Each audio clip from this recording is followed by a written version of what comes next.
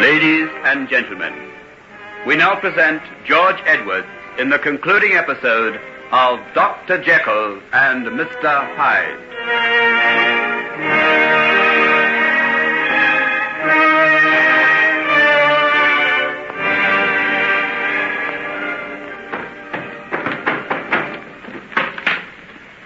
We'll soon know now. See the lock's beginning to give. Oh, Helen, won't you please go? There's nothing you can do. I can see the end. Please, you must let me stay. You must. Have your guns ready, men. Look out he doesn't try to rush through. What are they going to do? They won't shoot him down. Come on, right in. In your gun. Come on, right in. Look, what's the matter? There, on the floor. Oh! I thought he would. Dead. But look, sir. That's not Edward Hyde. What do you mean? Don't you see, sir? That's a big man. Hyde was little more than a dwarf. That body lying there is Dr. Jekyll. By heaven. I believe you're right. Inspector, did you hear that? Yes. Come along. Let's go and make sure. Watch every entrance, men. Hyde must be somewhere in the building still. Search it from top to bottom. Yes, sir. Yeah. What is it, Doctor? Is it murder? No. I don't think so. Don't you see that glass lying near his hand? Smell of almonds. The odor of one of the most deadly of all poisons. He knew what he was doing. We searched the old place, sir. There's not the slightest trace of Hyde. But that's impossible. We heard him in this room. He must have got out by some secret door. Are you certain he hasn't slipped through the cordon? Well, there hasn't been the slightest sign of him, sir. There's a man stationed every few feet. If you'll excuse me, Doctor, I'll have to go and see about this. Yes. Yes. Go along. We'll stay here until you come back.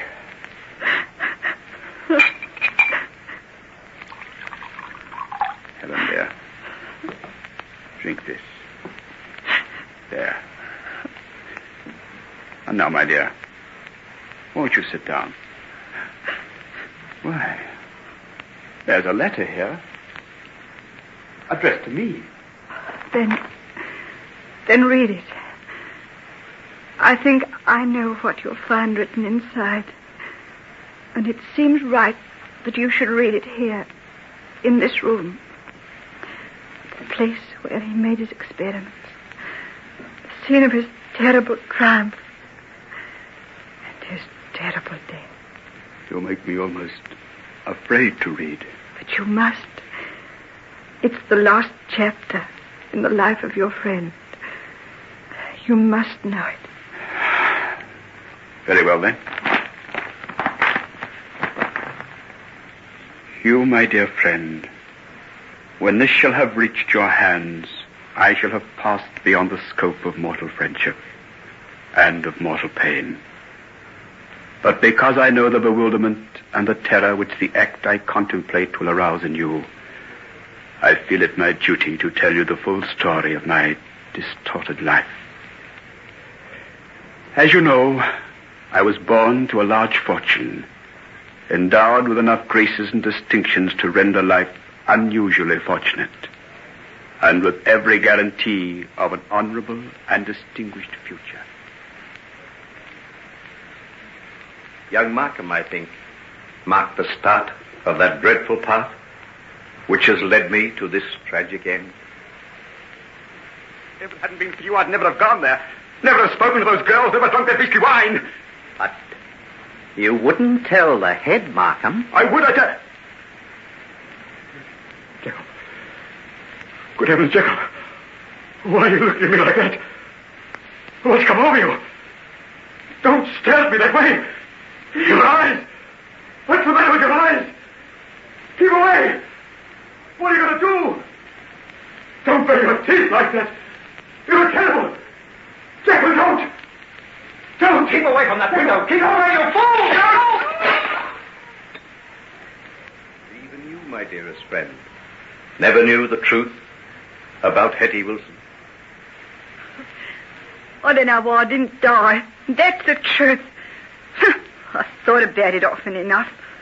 I went down to the river once, but there was always the hope that there'd be a letter next day, or I'd see you in the street. You wondered how it came that I was with our old master, Professor Harriet, when he died, and what bond there was between us.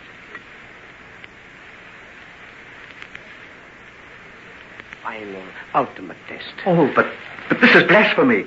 You're going to rip apart the veils that hide the human soul. Galileo was threatened with a rack and the wheel of inquisition for the blasphemy of saying that the earth revolved round the sun, and I am prepared to accept the torture that will follow the taking of this preparation for the sake of my beliefs. Are you prepared to stay and witness what follows? Yes, I'll stay. Good. I now drink to the cause of science. And Margaret, what can I say about Margaret? My only excuse is that I truly loved her. Oh, Henry, if I only understood you better. But there's something so strange and wild about you. At times you seem so old, as though you'd lived for 1,000 years. Don't try to understand me. Just love me, Margaret. Love me forever, no matter what happens, no matter what I do. Otherwise, I'm lost. I know I am. I do love you. Oh, if you only knew how much. On Margaret inevitably follows the death of her father.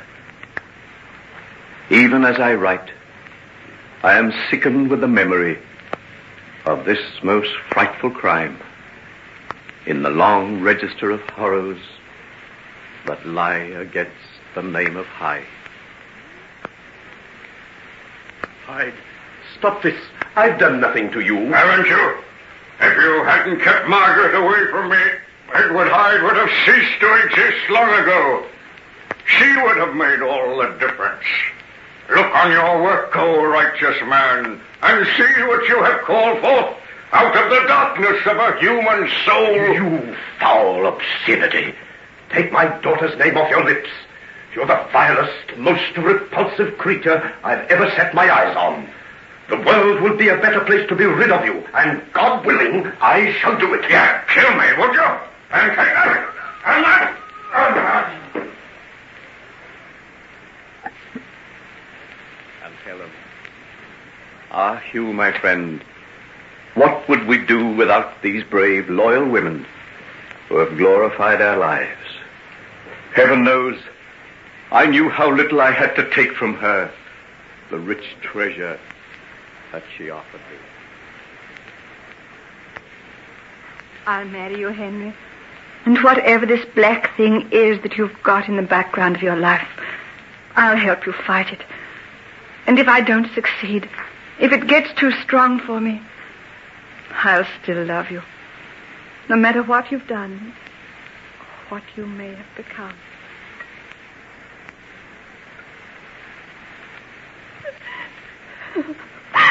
Please stop. I can't stand anymore.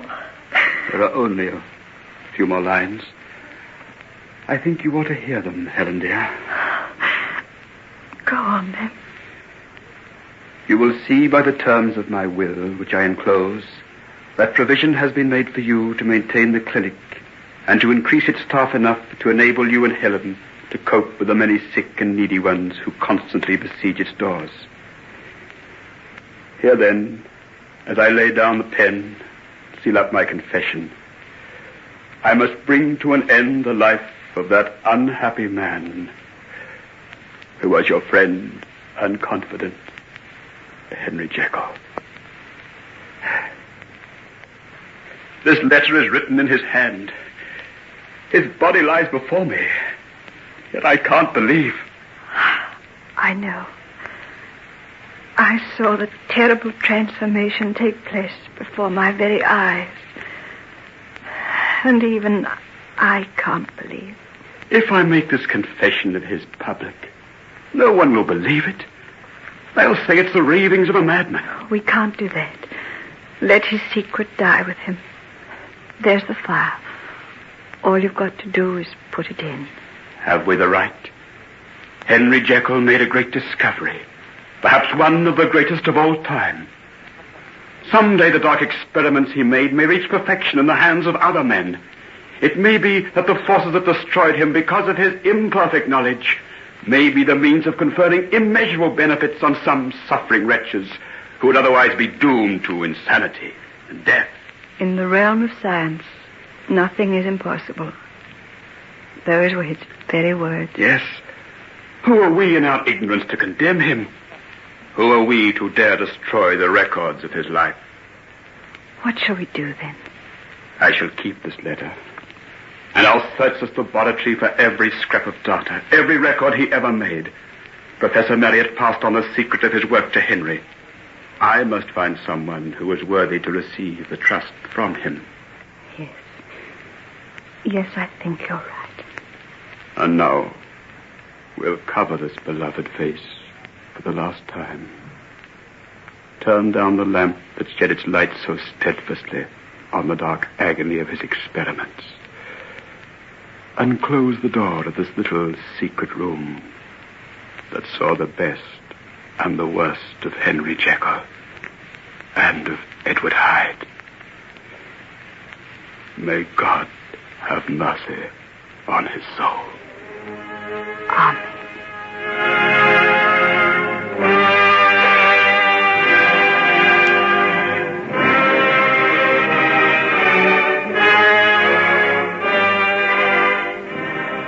And so concludes Dr. Jekyll and Mr. Hyde, adapted for radio by Betty Rowland from the story by Robert Louis Stevenson and a George Edwards production.